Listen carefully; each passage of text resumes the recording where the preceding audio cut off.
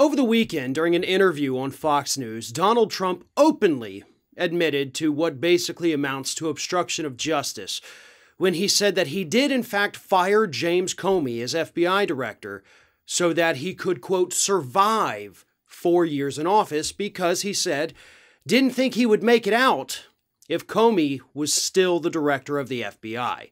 So, yeah, pretty much obstruction of justice, no matter which way you slice it.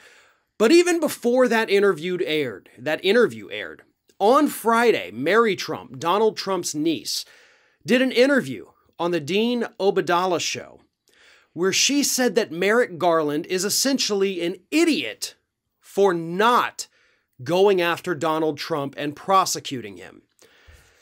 Here's what she said. "I have something to say to you then, Mr. Garland. You think it's not a political decision not to pursue, not to investigate the second worst insurrection in U.S. history?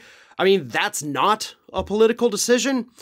And the fact that he doesn't understand that, or that he doesn't care, or that he's an institutionalist, because apparently that gives you free license to be an idiot. I don't know." There are many different things that the U.S. Department of Justice could be investigating Donald Trump for. Obstruction of justice, even prior to this Fox News interview, was in fact one of them. The Mueller report did list at least 10 different instances where it was believed that Trump and his administration committed obstruction of justice. We also have, as Mary Trump pointed out, the insurrection. Donald Trump's message to the would-be Capitol rioters at that Stop the Steal rally, telling them if you don't fight like hell, you're not going to have a country anymore. That language likely rises to the level of sedition and at the very least warrants an investigation.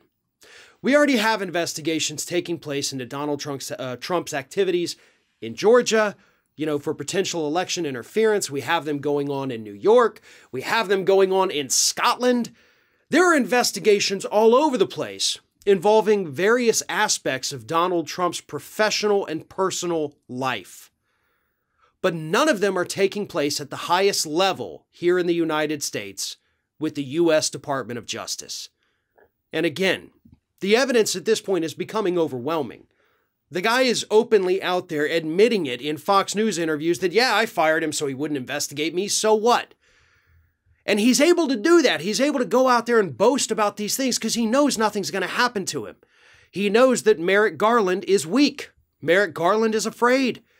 Merrick Garland is doing the same crap that Eric Holder did in the early days of the Obama administration when he refused to prosecute or even investigate any of the potential war crimes, especially torture, from the previous Bush administration. They told us they wanted to look forward instead of backwards. Those individuals were not held accountable, and it helped to create the situation that we are in today. Merrick Garland, through his inaction, is setting up something far worse than Trump. And that far worse thing may even be Trump 2.0 in 2024.